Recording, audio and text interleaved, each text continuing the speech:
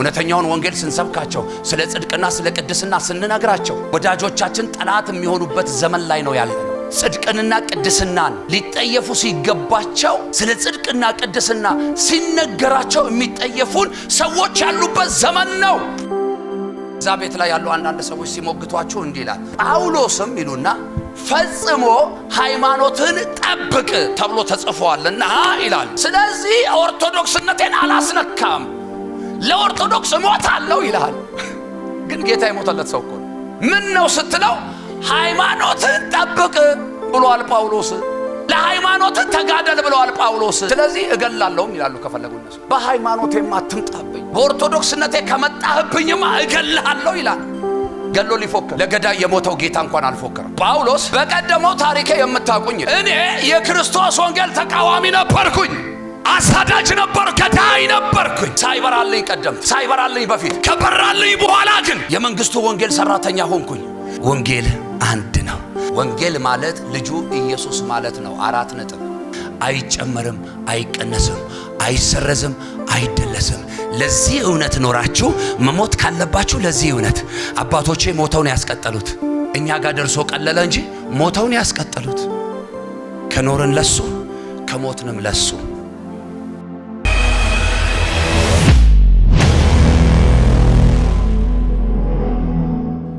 ሁላችንም ገላትያ መጽሐፍ ምዕራፍ 1 ላይ እንሄዳለን። ከቁጥር 6 እስከ ቁጥር 10 ያለውን 4ቱን ቁጥሮች ነው የምናየው ዛሬ። እሺ ወንድም ሙሴ አንብብልን። በኢየሱስ ስም አነባለሁ። እኛም በጌታ በኢየሱስ ስም እንሰማሃለን። በክርስቶስ ጸጋ እናንተን ከጠራችሁ ከእርሱ ወደ ልዩ ወንጌል እንዲፈጥናችሁ እንዴት እንዳለፋችሁ እደነቃለሁ። እርሱ ግን ሌላ ወንጌል አይደለም። የሚያናውጣችሁ የክርስቶስን ወንጌል ሊያጣምሙ የሚወዱ አንዳንዶች አሉ እንጂ። ነገር ግን እኛ ብንሆን ወይም ከሰማይ መልአክ ከሰበክንላችሁ ወንጌል የሚለይ ወንጌል ቢሰበክላችሁ የተረገመ ይሁን። አስቀድመን እንዳልን እንዲሁ አሁን ሁለተኛ እላለሁ፣ ከተቀበላችሁት የተለየውን ማንም ቢሰብክላችሁ የተረገመ ይሁን። ሰውን ወይስ እግዚአብሔርን አሁን እሺ አሰኛለሁ? ወይም ሰውን ደስ ላሰኝ እፈልጋለሁን? አሁን ሰውን ደስ ባሰኝ የክርስቶስ ባሪያ ባልሆንኩ። በቃ ጌታ ኢየሱስ ይባርክ። ያዛችሁ በደንብ ተከትላችኋል፣ ያልያዛችሁ በደንብ ሰምታችኋል። ክብር ለጌታ ለኢየሱስ ይሁን። ወንጌል አንድ ነው በሚል ሐሳብ ነው ማገለግላችሁ ጥቂት ደቂቃ። ወንጌል ስንት ነው? በዚህ ዘመን የዘንድሮ ቤተክርስቲያን ላይ እየተነገሩ ያሉ ወንጌል የሚመስሉ ግን ወንጌል ያልሆኑ፣ እውነት የሚመስሉ ግን እውነት ያልሆኑ ብዙ አይነት ነገሮች ተቀላቅለውብናል። ክብር ለጌታ ይሁን። ወንጌል ማለት ልጁ ኢየሱስ ማለት ነው። 4 ነጥብ። ለምን በዚህ ዘመን እንዲህ አይነት ነገሮች ተፈጠሩ አይግረማችሁ፣ በዚያኛውም ዘመን ነበረ።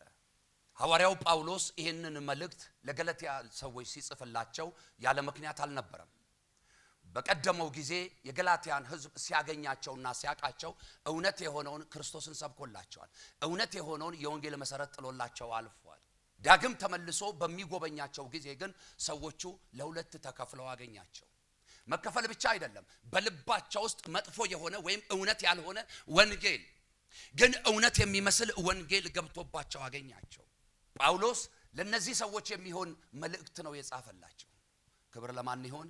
ለእግዚአብሔር ይሁን። የሚገርመውና የሚደንቀው ነገር ጳውሎስ በመደነቅ ነው ይሄንን ደብዳቤ የሚጽፍላቸው። እሺ በመደነቅ በሉ፣ እሺ በመገረም በሉ። ለምንድን ነው ጳውሎስ የተገረመው? ምንድነው ጳውሎስን ያስደነቀው? ጳውሎስ ሊገባቸው ሊረዱትና ሊያምኑት በሚችሉት መልኩ መሰረታዊ የሆነ ጭብጥ ሰጥቷቸውና አሲዟቸው ነው የተለያቸው። እውነት የሆነውንና ትልቅ የሆነውን ጌታ ሰብኮላቸው ነው የተለያቸው። ለሰዎቹ ግን የአይሁድ መምህራኖች ነን የሚሉ ነገር ግን የሐሰት አስተማሪዎች ድንገት ሾልከው ገቡና እውነት የሆነውን ነገር ሲያስጥሏቸው ተመለከተ። በዚህ ተደነቀ። ምን ማለት መሰላችሁ? ሰው ትልቁን ነገር ይዞ እንዴት ትንሹን ነገር ይመኛል? ሰው ሰማያዊ ክብሩን ጥሎ እንዴት ምድራዊ ነገሩን ይናፍቃል? ሰው የተሻለ ነገር ተቀብሎ እንዴት ለማይረባ ነገር ራሱን አሳልፎ ይሰጣል? ይሄ ደነቀው ጳውሎስ፣ ይሄ ገረመው ጳውሎስ። ዛሬም በዘመናችንም ላይ አሉ። ታውቃላችሁ፣ አፈር አፈር የሚሸት መልእክት ያላቸው ብዙ አሉ። መሬት መሬት የሚሸት መልእክት ያላቸው ብዙ አሉ። ሐሳባቸውን ብቻ እንድናገለግላቸው የሚፈልጉ ብዙ አሉ። የልባቸውን መሻት ብቻ እንድንነግራቸው የሚፈልጉ ብዙ አሉ። ኖ እኔና እናንተ ለዚህ አልተጠራንም። የተጠራ ነው እውነት ለሆነ ወንጌል ኢየሱስ ለሚባለው ጌታ ነው። መጽሐፍ ሲናገር ጽድቃችን ምንድነው ይላል? የመርገም ጨርቅ ነው። በስራችን የጸደቅን ማናችንም የለንም። በማንነታችን የጸደቅን ማንም የለንም። ነገር ግን ጻድቅ የሆነው ጌታ አጸደቀን። ስለዚህ ታውቃላችሁ መሰረታዊ የሆነ ትምህርት ሲያስተምራቸው ጳውሎስ ለገላትያ ሕዝብ ያስተማራቸው ትምህርት አንድ ነው። መዳን በእምነት ነው የሚል መሰረታዊ የሆነ ትምህርት። መዳን በምንድን ነው? እዛ መጨረሻ አካባቢ በስራ ነው። እናንተ ሰፈር እስቲ በእምነት ነው በሉ። ድገሙና በሉ። ለመጨረሻ ጊዜ በሉ። ሰበረ ይገባ ሮሜ 9 ቁጥር 1 በጌታ በኢየሱስ ስም አነባዋለሁ። እንግዲህ በሥጋ አባታችን የሆነው አብርሃምን አገኘ እንላለንን? አብርሃም በሥራ ጸድቆ ቢሆን የሚመካበት አለውና፣ ነገር ግን በእግዚአብሔር ዘንድ አይደለም። በመጽሐፍስ ምን አለ? አብርሃም እግዚአብሔርን አመነ ጽድቅም ሆኖ ተቆጠረለት። ሃሌሉያ! አብርሃም ምን አለ? አመነ። ከዛ ምን ሆኖ ተቆጠረለት? ጽድቅ ሆኖ። ባይዘዌ ጽድቅ የሚገኘው መዳን የሚገኘው በእምነት ነው፣ በስራ አይደለም። ጳውሎስ ይሄንን በደንብ አድርጎ ነግሯቸዋል። ሾልኮ የገቡ የአይሁድ መምህራኖች ደግሞ ምን ይዘው መጡ መሰለ? ኖ ኖ ኖ ኖ በእምነት ብቻ አይደለም መዳን፣ ስራ ያስፈልገዋል። ስለዚህ ልትድኑ የምትችሉት በስራ ነው። ምናልባትም ጳውሎስ እዚህ ቦታ ላይ ግልጽ አድርጎ አልጻፈውም እንጂ እነኚህ ሰዎች ስራ የሚል ሐሳብ ይዘው የመጡት ሰዎቹ የክርስቶስ ኢየሱስ ደቀ መዝሙር እንዲሆኑ ወይም የክርስቶስ ኢየሱስ አገልጋይ እንዲሆኑ ሳይሆን የነሱ አገልጋዮች እንዲሆኑ የነሱ ደቀ መዝሙር እንዲሆኑ ይዘው የመጡት ትምህርት ይመስለኛል። ክብር ለጌታ ይሁን። ታውቃላችሁ በስራ ነው መዳን ከተባለ ስራቸውን ሰዎች የሚገልጡት እነኚህን ሰዎች በማገልገል ነው። ለነኚህ ሰዎች መጽዋዕት በመስጠት ነው። እነኚህን ሰዎች በማክበር ነው። እነዚህን ሰዎች ከፍ ከፍ በማድረግ ነው። እዛ ቤት ከዛ ቤት አካባቢ የመጣችሁ ሰዎች ታውቃላችሁ። ክብር ለጌታ ይሁን። ይሄ ትምህርት በደንብ ይገባችኋል። ለእናንተ ግልጽ ነው። ጥላችሁ ለመጣችሁ ሰዎች፣ እዛው ላላችሁ ሰዎች አይገባችሁም። እግዚአብሔር አምላክ አይኖቻችሁን ያብራላችሁ። ሌላ ምን ይባላል? ልቦቻችሁን ይክፈትላችሁ። ታውቃላችሁ አይደለ? ለመዳን የማይደረግ ነገር የለም። ለመዳን የማይደረግ ነገር የለም። ቀጥታ ሁሉ እንደማትድን ይነገራል። መዳን ካለብህ በነፍስ አባት በኩል እንጂ ቀጥታ መዳን እንደማትችል ይነገራል። አንተ አንዴ ለመጨረሻ ደሙን አፍስሶ የሞተልህ በመስቀል ላይ ተፈጸመ ያለው ጌታ የት ሄዶ ስላንተ ሰው ይማልድልሃል? አንዴ ለመጨረሻ ሊማልድልን በአብ ቀኝ የተቀመጠው እሱ ኢየሱስ ይባላል። ሃሌሉያ! እና ሐዋርያው አስተምሯቸው የሄደው ትምህርት ስህተት እንደሆነ ሊያርሙት የገቡ ሰዎች ናቸው። ስለዚህ በእምነት ብቻ ሳይሆን መዳን በስራ ነው የሚል ትምህርት ይዘው መጡ። ሰው መቼም ያው ሰው አይደል፣ መንፈስ አይደል፣ ስጋን የለበሱት እና ከፊሎቹ ተቀብለዋቸዋል። ጳውሎስ ባይደርስላቸው ኖሮ ከጌታ ጋር በሙሉ በሚባል ደረጃ ምን ይሉ ነበረ? ያስቷቸው ነበር። ደረሰና ጳውሎስ ይሄን መልእክት ጻፈላቸው።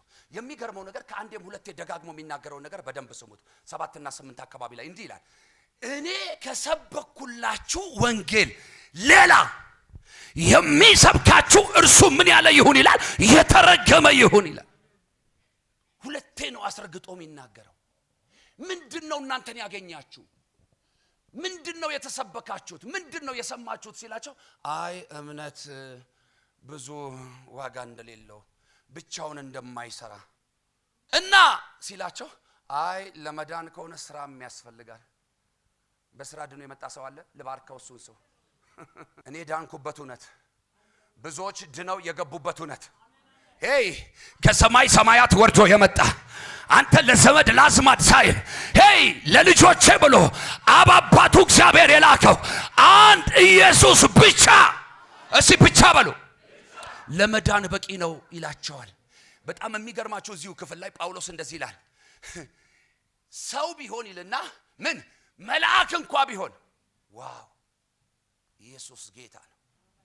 መልአክ ነኝ ብሎ የሚመጣ ሰው እንኳን ቢሆን መዳን ከእምነት ውጪ ነው ካላችሁ፣ መዳን በስራ ነው ካላችሁ እሱ ወንጌል አይደለም፣ እሱ ኢየሱስ አይደለም። ይሄ አጋንንታዊ ትምህርት ነው። የደሙን ዋጋ የመስቀሉን ሥራ ማግፋፋት ነው። ሊያድን የመጣ ያዳነን የሞተልን ከሙታን በኩር ሆኖ የተነሳ እሱ ኢየሱስ ብቻ ነው ይላቸዋል። ብቻ ብለው እንዳያስቡ ተደርገዋል ሰዎቹ።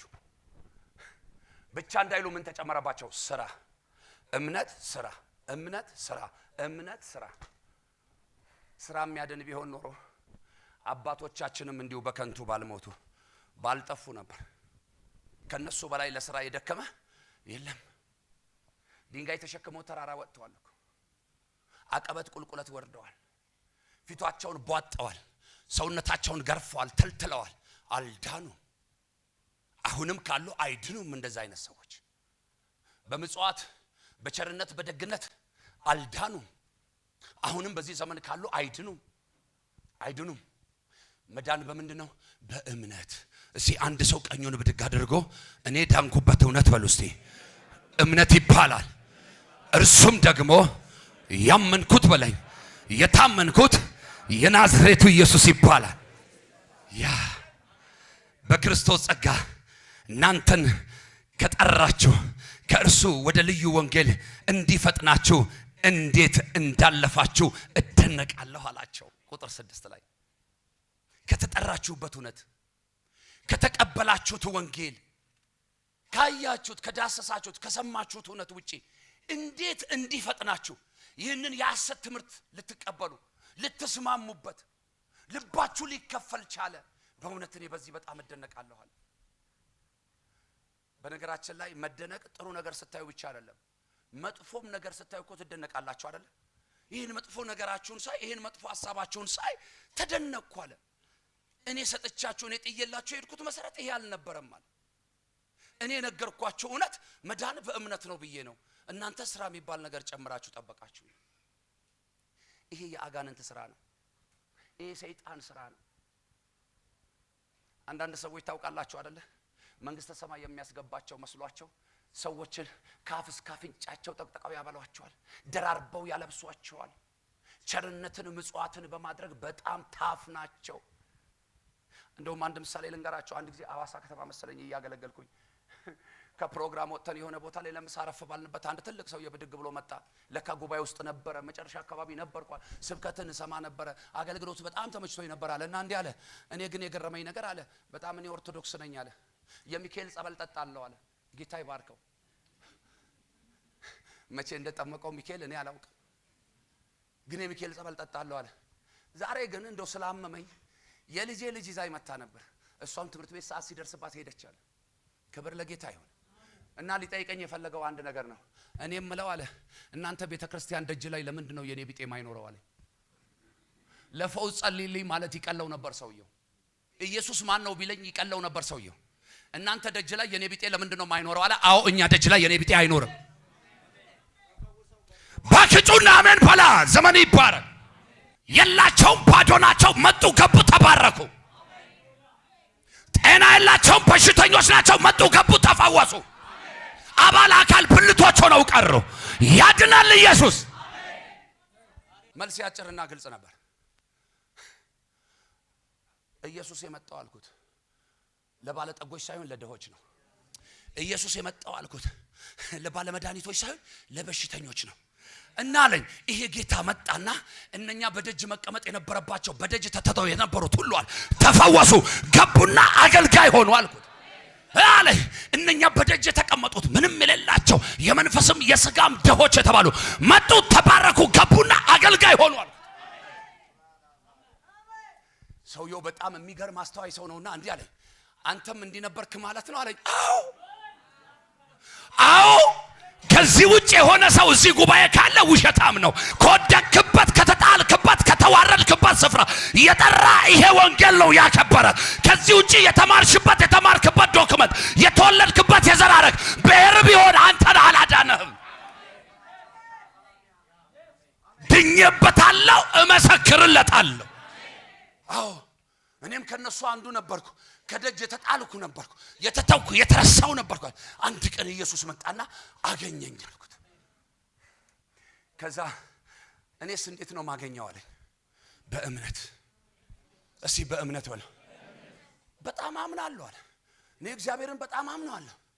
ቸሩ መድኃኒዓለምን የድንግል ማርያምን ልጅ የናዝሬቱ ኢየሱስን በጣም አምነዋለሁ አለ። አንተ የምታምነው የማርያም ልጅ መሆኑን ነው አልኩት። እኔ ግን የማምነው አምላክ መሆኑን ነው። አንተ ጮህ አሜን አትልም ወይ? ድገመው አለ። አንተ የማርያም ልጅ መሆኑን ነው። ማርያምን ስለምትወዳት ነው ኢየሱስን የምትወደው። አላመንከውም። እኔ ግን አልኩት ኢየሱስ አምላክ ስለሆነ ነው የማመልከው። አምላክ ስለሆነ ነው ያመንኩት። ኢየሱስ አዳነኝ፣ የዘላለም ሕይወት ሰጠኝ። ይሄው እንደዚህ በፊትህ አቆመኝ አልኩት። እና ቀልደኛ ቢጤ ናቸው ሰውየው። ክብር ለጌታ ይሁን። ቅድም ስትጀምር አንቱ እያልከኝ ነበር አለ። አሁን አንተ ማለት ጀመርከ ሲለኝ መንፈስ ሲነካኝ አልኩት። ሃሌሉያ። በእግዚአብሔር አብ ፊት አልኩት ትልቅ የለም አልኩት፣ ትንሽ የለም አልኩት፣ ጨዋ የለም አልኩት፣ ባሪያ የለም አልኩት። ሁሉ ምንድነው? ልጅ ነው። ስለዚህ በልጅነት መንፈስ እንደ ልጅ እያወራሁክ ነው አልኩት። ኢየሱስ ጌታ ነው። ዛሬ አንድ ሰው ህይወት ላይ እናገራለሁ።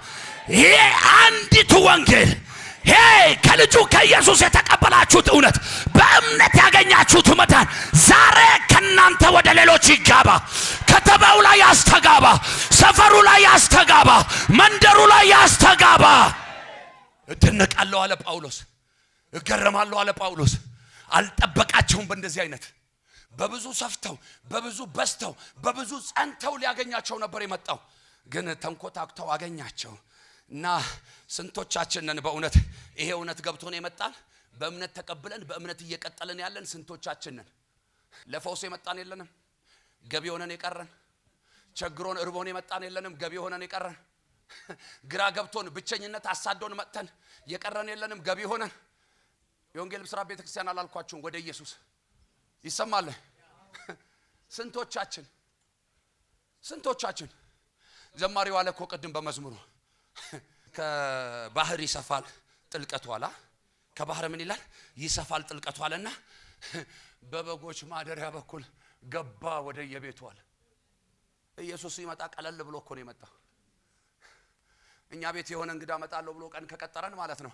ሰውየውም አካብዶ ነው የሚመጣው፣ እኛም አካብደን ነው የምንጠብቀው። የተመታ ይሁን ኢየሱስ ጌታ ነው። በኔ ቤት፣ ባንተ ቤት፣ ባንቺ ህይወት ላይ ከኢየሱስ ውጪ የከበደ ነገር እሱ አጋንንታዊ ነው፣ ጣዖት ነው፣ የተንከባለለ ይሆን። በጣም አካብደን ምንም ባይኖር ባዶ ብንሆን ቤታችን ይጸዳል። እንደ አቅማችን አለባበሳችንን ሁሉ ልንቀይር ልናሳምር ማን ሞክረው ነገር የለም። ማን ይመጣል ብለን የሆነ እንግዳ ይመጣል ብለሽ በምትጠብቀው ልብ ኢየሱስን ብትጠብቁት፣ ያውም ቀጥሮ የማይቀር ጌታ ዳግም እመጣለሁ ብሏል አይደል? ዳግም የሚመጣውን ጌታ መጠበቅ ብትጀምሩ እነግራችኋለሁ፣ በዘመናችሁ መከራ አያያችሁም፣ በዘመናችሁ ችግር አያያችሁም፣ በዘመናችሁ ጉስቁልና አያያችሁም። አንዴ ኢየሱስን፣ አንዴ ደግሞ የሆነ ነገር እያየን አይደለም። ይህ የተሰበከልን የእውነት ቃል በእምነት የተቀበልነው ወንጌል ከገባን ትኩረታችን፣ እይታችን፣ ንግግራችን፣ አካሄዳችን ሁሉ እሱን ከመሰልን ተቀላቅሎብናል። የተቀላቀለ ዛሬ ይራገፍ፣ በኢየሱስ ስም ይራገፍ። ወግ መስሎ የገባ፣ ልማድ መስሎ የገባ፣ እግዚአብሔር ምስክሬ ነው፣ በጌታ በኢየሱስ ስም ባህል መስሎ የገባ ዛሬ ከኔና ከናንተ ህይወት ላይ ይነቀል። መጽሐፍ ሲናገር ለዚህ ነው አብ ያልተከለው ተክል ሁሉ ከህይወታችሁ ላይ ምን ይበል? ይነቀል። ብዙ የሰማነው ድምጽ አለ፣ ብዙ ያለማመዱን ልምምድ አለ። አንዳንድ ሰዎች ዘፈን ይሰሙና ምን ችግር አለው ዘፈን በሰማ ይላሉ። ሰሞኑን አንድ ሰው ገጠመኝ። ንቅሳት ምን ችግር አለው? አምሮኛል ልነቀስ ነው አለች አንድ እህት። በጣም በሰው ላይ ሳይቀናለህ አለች። ምን ችግር አለው? ታውቃላችሁ ምን ችግር አለው እያልን ነው ወደ ገደል እየፈጠን ወደ ሞት እየተነዳን ያለነው። ወዳጄ አዎ ችግር አለው። ኢየሱስን ይዛችሁ አትቀላቅሉ። የገላትያን ሰዎች አትሁኑ። የተሰበከላችሁን የእውነቱን ቃል ወንጌሉን ይዛችሁ ጠብቁት። ኢየሱስ ይመጣል። ሄይ ጩናስ ኢየሱስ ይመጣል በለው። ድገሙና በለው። ለመጨረሻ ጊዜ በለው። ምን ማለት ፈለኩ መሰላችሁ? አማኝ የሚጠበቅበትን ማድረግ መቻል አለበት። ኦኬ ኢየሱስ ሊመጣ በደጅ ነው። የት ናችሁ? እንዴት ናችሁ? በምን አይነት ሁኔታ ውስጥ ናችሁ? እንደ ሌባ ነው የሚመጣው። ቅድም እንዳነሳሁላችሁ በዚህም ዘመን ያሉ አፈር የሚሸት ነገር የሚናገሩ አንዳንድ የስተት አስተማሪዎች ምን እንደሚሉ ታውቃላችሁ? ኢየሱስ እንደ ሌባ አይደለም የሚመጣው፣ ነግሮ ነው የሚመጣው። እንደ ሌባ የሚመጣው ላልዳኑት ነው ይሉሃል። ደህና ነህ? በጣም የአጋንንታዊ ትምህርት ነው። ቃሉን ለጥቅማቸው አንሻፈው ጉባኤ አሜን ለማስባል ሚዲያ ለማድመቅ የሚፈልጉትን ነገር ለመሰብሰብ አረ በኢየሱስም ከምድር ላይ የተገለበጠ ይሆን፣ ከቤተ ክርስቲያን ላይ ይነቀል። ጌታ ሊመጣ በደጅ ነው። የሰማችሁትን የእውነት ቃል ሳትቀላቅሉ ተናገሩ ለትውልድ። ከምትሰሙት ከእያንዳንዱ ነገር ደግሞ ተጠበቁ። ምናልባት ብዙ አገልጋዮች በዚህ ጉባኤ ውስጥ እንደምትኖሩ አምናለሁ። ነገ ደግሞ እግዚአብሔር ለአገልግሎት እያዘጋጃችሁ ያላችሁ ሰዎችም እንዳላችሁ አምናለሁ። ከተጻፈው ቃል ውጪ አትቀላቅሉ። ከተሰበከላችሁ ወንጌል ውጪ ሌላም አትቀበሉም፣ አታቀብሉም። ይህንን ጳውሎስ ምን ብሎ ተናገረ? የተረገመ ይሁን፣ የተረገመ ይሁን። ቁጥር 7 እርሱ ግን ሌላ ወንጌል አይደለም የሚያናውጣችሁ የክርስቶስ ወንጌል ሊያጣምሙ የሚወዱ አንዳንዶች አሉ እንጂ። ስለዚህ ሊያጣምሙ የሚወዱት የሚነግሯችሁ ወንጌል እውነት አይደለም፣ ሐሰት ነው እያላቸው ነው በግልጽ አማርኛ። ቁጥር 8 ላይ ነገር ግን እኛ ብንሆን ወይም ከሰማይ መልአክ ከሰበኩላችሁ ወንጌል የሚለይ ወንጌል ቢሰብኳችሁ አለ የተረገመ ይሁን። እኛ ምን ካልናችሁ? ከሰበክናችሁ ወንጌል ውጪ የሚሰብካችሁ ቢኖር እሱ ምን ያለ ይሁን? የተረገመ ይሁን። ከባድ ነው፣ በጣም ከባድ ነው፣ በጣም ከባድ ነው። እግዚአብሔር የሰው ልጆችን ሁሉ ያዳነበት እውነት አንድ ነው፣ እሱም ኢየሱስ። ከዚህ ውጪ ሌላ ወንጌል የለም። አጠገባችሁ ያለውን ሰው ንኩትና የዳንክበት ዋጋው ምንም ነፃ ቢሆን እንዳይቀልብህ ዋጋ ተከፍሎብሃል። አስቀድመን እንዳልን እንዲሁ አሁን ሁለተኛ እላለሁ አለ። ከተቀበላችሁት የተለየ ደገመላቸው። ከተቀበላችሁት የተለየውን ማንም ቢሰብካችሁ የተረገመ ይሁን አለና ጥቂት ማውራበት ክፍል ቁጥር 10 ነው። ሰውን ወይስ እግዚአብሔርን አሁን እሺ ያሰኛለሁን? ወይስ ሰውን ደስ ላሰኝ ይፈልጋለሁን? አሁን ሰውን ደስ ባሰኝ የክርስቶስ ባሪያ ባልሆንኩ።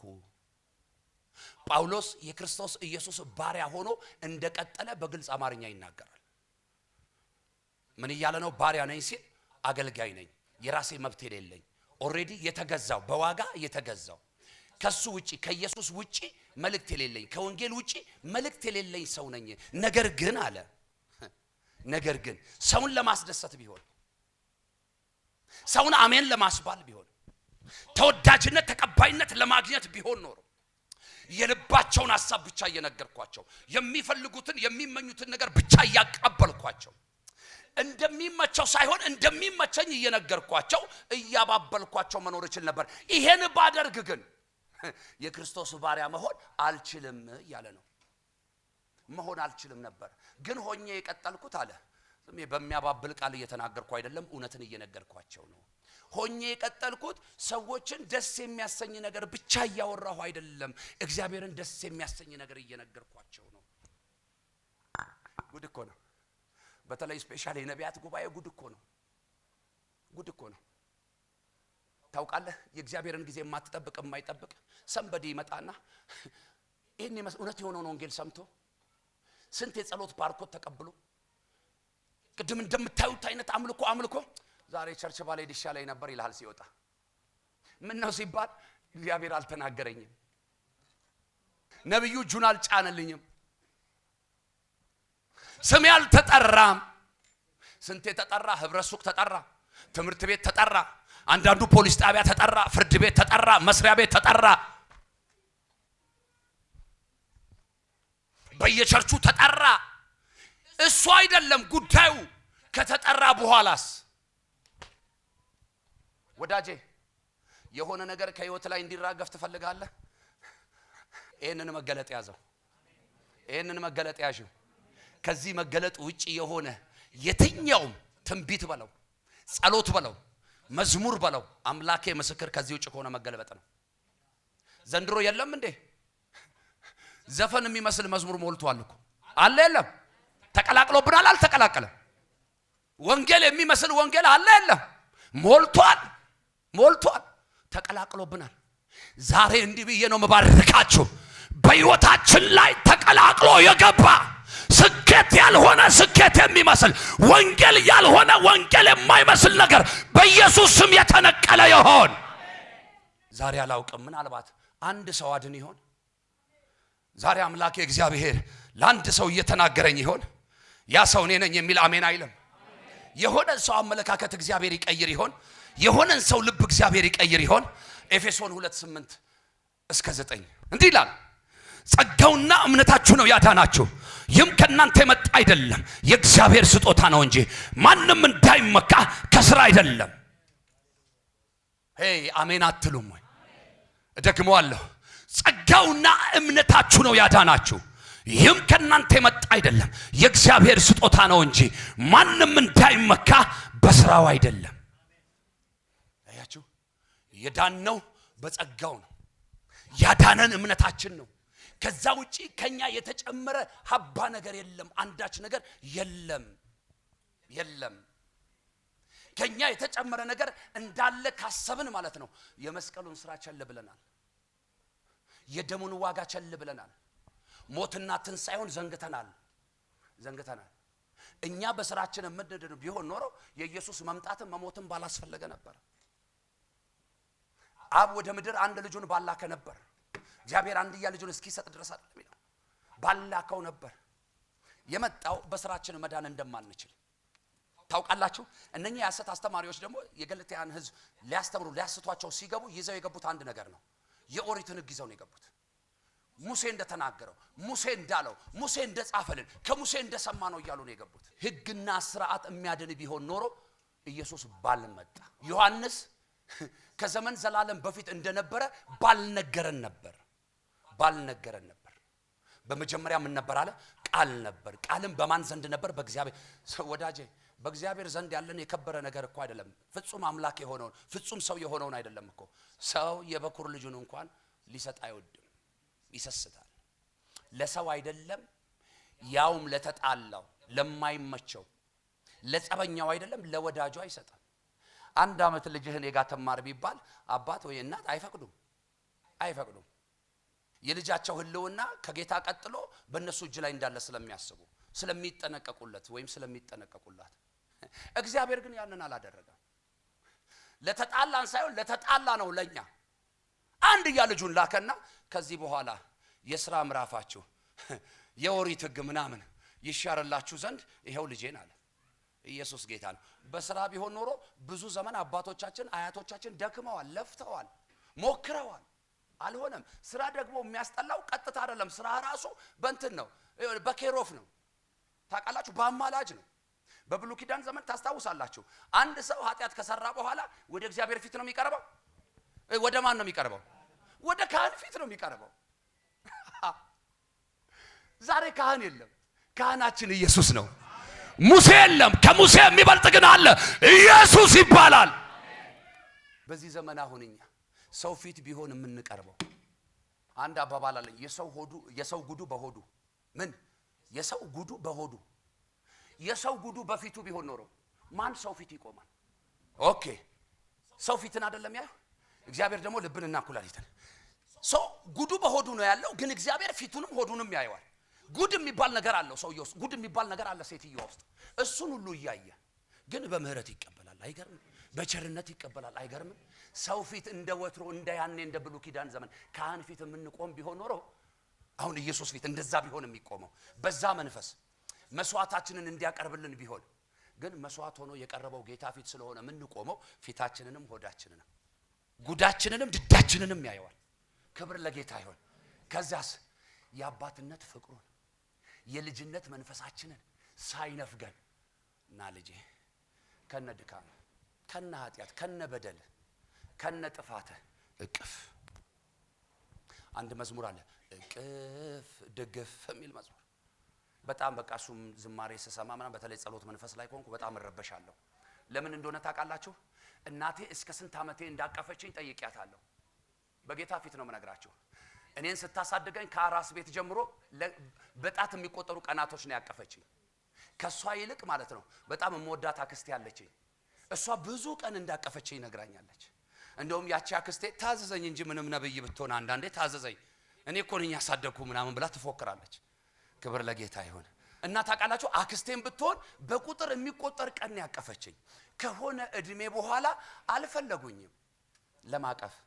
እስከ ሽበት ሽምግልና ግን የሚያቀፍ ጌታ፣ እስከ ዛሬ ያቀፈኝ ጌታ፣ ያቀፈሽ ጌታ፣ የደገፈ ጌታ እሱ ኢየሱስ ይባላል።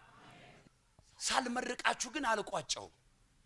ለዘላለም የኔ ነው ብሎ ከዘመናት በፊት የጠራ የተጠራችሁበት አላደለ ጳውሎስ ምን ያላችሁበት የተጠራችሁበት፣ ያ ደግሞ የሰማችሁት እውነት ሳይቀላቀልባችሁ እሱን ይዛችሁ ከቀጠላችሁ ከሱ ውጭ ደግሞ ከወጣችሁ ብሎ በጣም በሚገርም አይነት ሁኔታ ነው የተናገራቸው። እናንተ የተቀበላችሁትን እውነት የሰማችሁትን ወንጌል እሱን ብቻ ይዛችሁ ሳትቀላቅሉ ከቀጠላችሁ በምድር 100 እጥፍ በሰማይ የዘላለም ሕይወት። መጽሐፍ ነው የሚለውን አይደለም። በምድር ምን 100 እጥፍ ባይዘዌ እኛ የተጠራ ነው ለማፍራት ነው። ይሄን መጽሐፍ አልከለከለም።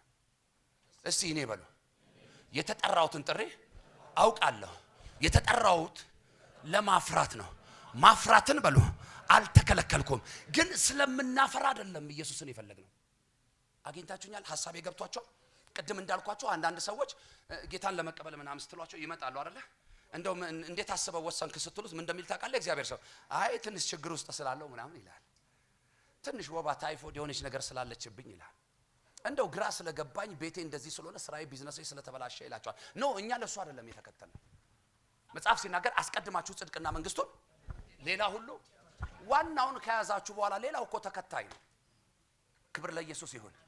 በመጨረሻም ወገኖቼ ሰዎች የሚፈልጉትን ሳይሆን ጌታ የሚፈልገውን ደግሞ የወንጌሉ ቃል የሚለውን ለሰዎች መስጠት ከቻላችሁ እድሜያችሁን ሙሉ ፍሬያማ ትሆናላችሁ። እድሜያችሁን ሙሉ በበረከት ትጎበኛላችሁ። ካልሆነ ግን የሰዎችን ሐሳብ ለመናገር ከሆነ የሰዎችን ፍላጎት ለመናገር ከሆነ መንፈሳዊ መሆን አይጠበቅባችሁም። ምን እያልኩ ነው? በሌላ ቋንቋ እዛው ይሻላቸዋል። አንዳንድ ሰዎች ጌታን ፈልገው ሳይሆን እነ ጌቱን ፈልገው ይመጣሉ። አንዳንድ ሰዎች አገልግሎት ፈልገው ሳይሆን ሊገለገሉ ፈልገው ይመጣሉ።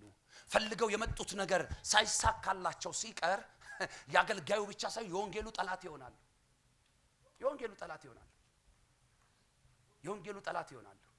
የወንጌሉ ጠላት እንዳትሆኑ እግዚአብሔር ይጠብቃችሁ። የክርስቶስ ኢየሱስ ተቃዋሚ እንዳትሆኑ እግዚአብሔር ይጠብቃችሁ። መጽሐፍ ሲናገር እንደዚህ ይላል፣ እግዚአብሔርን ለማወቅ ባልወደዱት መጠን ይልና ለማይረባ አይምሮ አሳልፎ ምን አላቸው? ሰጣቸው። የእግዚአብሔር ቤት በፉክክር አይመራም። የአገልግሎት ሜዳ የኔነት ዓለም አይደለም። ስለጠሩ የምታገለግልበት ሳይሆን ስለጠራ የምታገለግልበት ሜዳ ነው። 4 ነጥብ። እርግጥ ነው ብዙዎቻችን የመጣንበት ባክግራውንድ ችግር አለ። የአገልጋይ ወይም የአገልግሎት ምርጫ በኮሚቴ ነው። እናውቃለን። ታውቃላችሁ አይደል? በኮሚቴ ነው ብዙ ቦታ እንደዛ አይነት ልምምድ አለማምደውናል። ይሄ ግን ከምድሬ ከኢትዮጵያ ላይ ይሄንን ሪቫይቫል የሚያስነሳ ይሄንን ነገር ከኢትዮጵያ ቤተክርስቲያን የሚነቅሉ ኃያላኖች ከሌላ ዓለም ሳይሆን ከምድሬ ከኢትዮጵያ ላይ እግዚአብሔር ያስነሳል። ያ አንዳንዶች ራሳቸውን ጠርተው ነው የመጡት። አንዳንዶችን ሰዎች ነው የጠራቸው። አንዳንዶቹን ደግሞ ራሱ እግዚአብሔር ነው የጠራቸው። ስለዚህ ወዳጄ ማን እንደጠራቸው ካድርግ። ሰው ከጠራህም ትንሽ ቀዝቀዝ፣ ራስን በራስም ከጠራ ትንሽ ቀዝቀዝ። ጌታ ከሆነም የጠራህ ቀዝቀዝ። ጌታ የጠራው ሰው አይጋፋም። የሚገፉትን እየጣለለት ያልፋል እንጂ።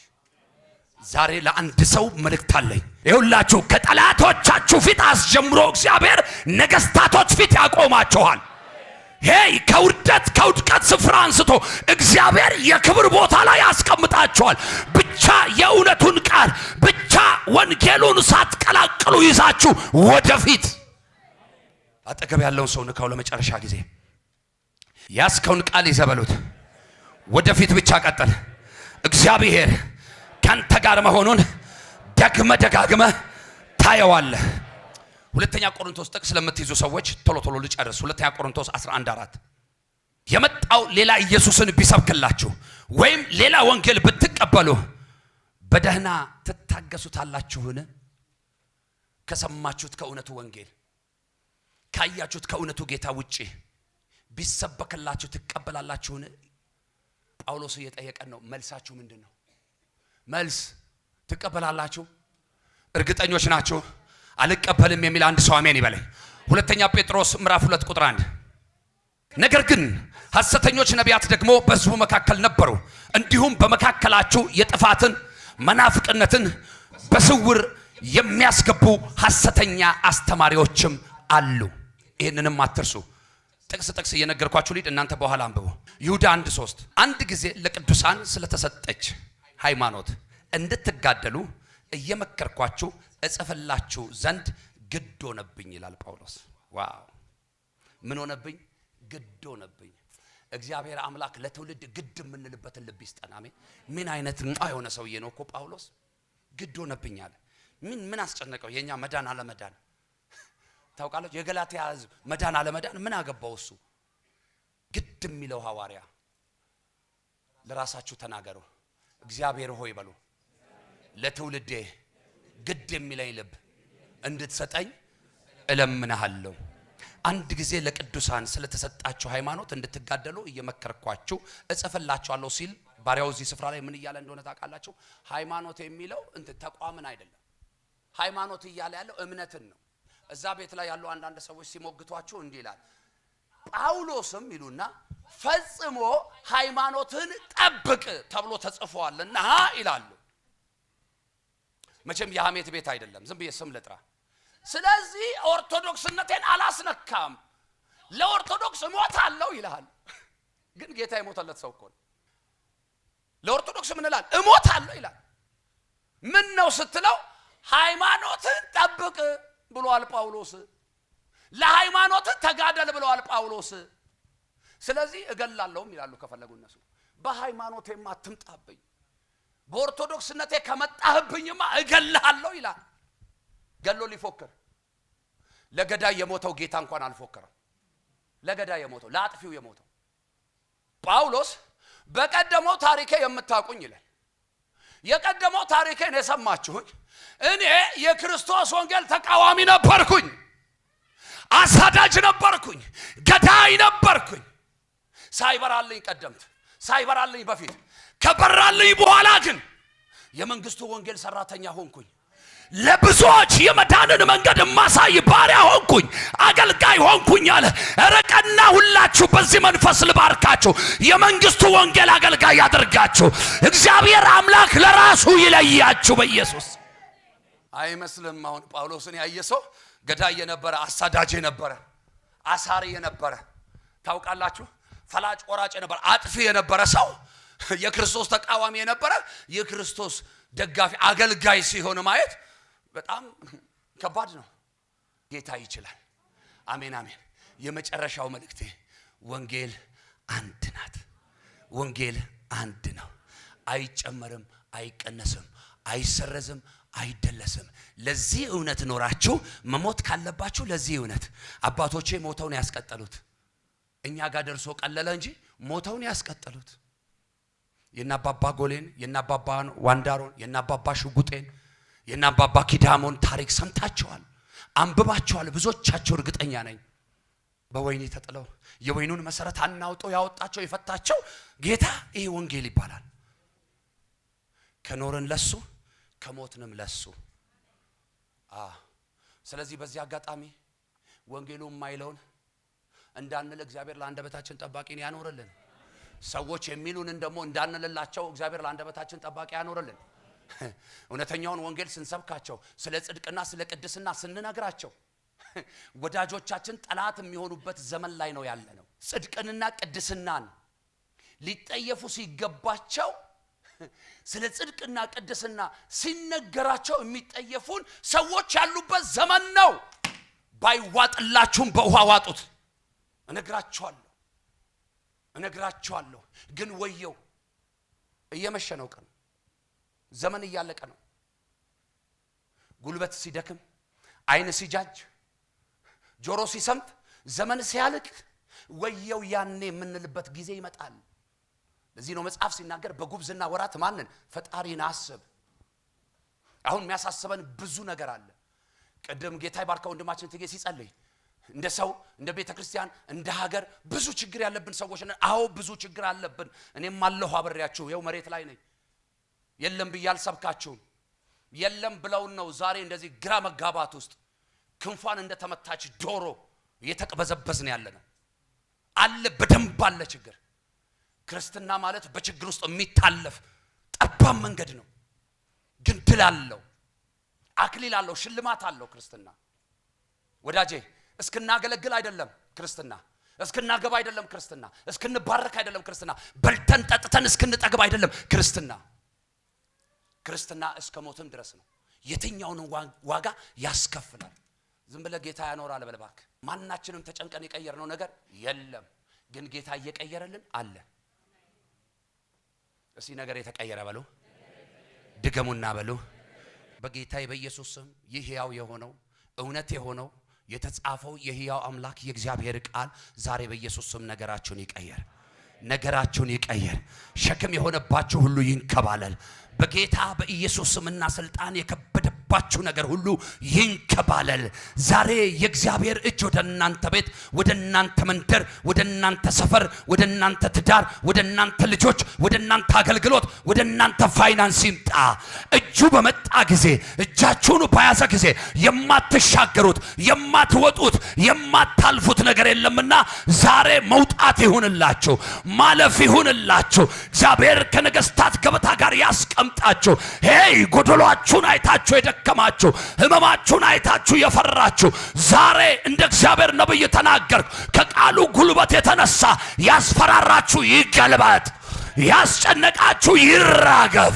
የሰራዊት ጌታ እግዚአብሔር ከፊት እየቀደመ ይምራችሁ፣ ከኋላ ያስከትላችሁ፣ ፊቱን ያብራላችሁ፣ ይራራላችሁ፣ ሰላሙንም ይስጣችሁ፣ ይባርካችሁ። እየተባረካችሁ ለበረከት ሆኖልኝ አሜን ላለ ለዛ ሰው ሆኖለታል። በኢየሱስ ስም አሜን። ተፈጸመ።